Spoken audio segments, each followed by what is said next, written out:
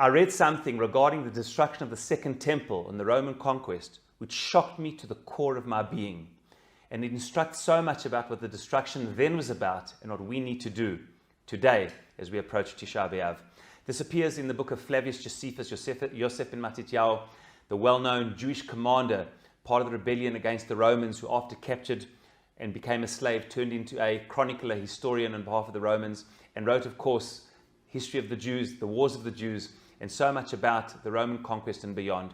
And he writes an incredible thing about a conversation between Vespasian, the Emperor Vespasian, his son Titus, and the Roman generals. It appears in book number 4, chapter 6. Incredible thing. The Roman generals came to Vespasian, who was then the head of the army of Judea. He would, of course, become the emperor famously in the year 69 CE. It's known as the year of the four emperors. There was so much political unrest, and 4 different emperors either were killed or committed suicide, until eventually Vespasian in the year 69 literally was brought back from the conquest of Judea back to Rome, where he ruled for 10 years. And his son Titus took over, who, of course, Rahman al-Islam, destroyed the temple. And Vespasian was having a conversation, says Josephus, with Titus and the other generals. And the general said, Vespasian, what are you waiting for? We're surrounding Jerusalem. It's time to destroy the city. He said an incredible thing. He said, no, the Jewish people, the Jews of the time, the sects, will destroy themselves. What do you mean? He says, don't you know what's going on? He says, God is a Roman general. God is fighting on our behalf more than anyone else. He says the Jews are so divided. They're fighting amongst each other. He said so poignantly, if we fight, that will unite them. They will fight like nothing before. United, they've got a chance. Disunited, they don't. Lead them to their own devices, and indeed, they will destroy themselves from within.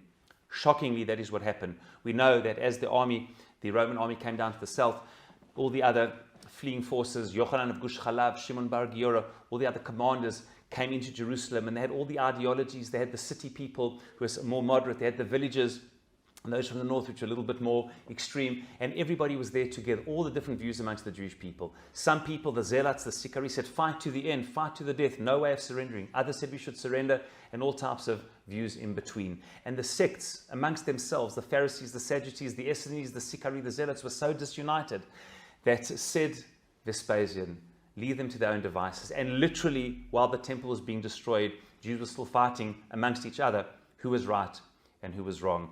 This is, of course, the meaning of Sinat Chinam, which the Gemara speaks about, baseless hatred. And the Netziv of Volozhin, his introduction to Ha'amek Davar, elaborates about the battles between the different sects. Everybody was delegitimizing the other. This is our great lesson today, that if we want to rebuild Yerushalayim with Ahavat Chinam as we know, it has to be a tikkun, a rectification. The political discourse has to change. When we argue with others and we delegitimize them, we fight them to the death, and we literally to the death, often metaphorically, Rahman al-Islam, even physically, but we're not able to hear another view and totally delegitimize the person, and that there's no room for discussion at all, that there can be no reasonable discourse, we perpetuate, as we know, the sin of the destruction. May we come together as a people, not only in times of war, where we seem to be outstanding, but also in times of peace, as we forge our way forward and our destiny together.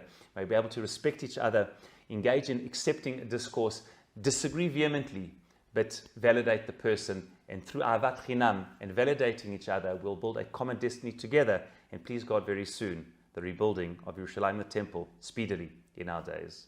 Shabbat Shalom.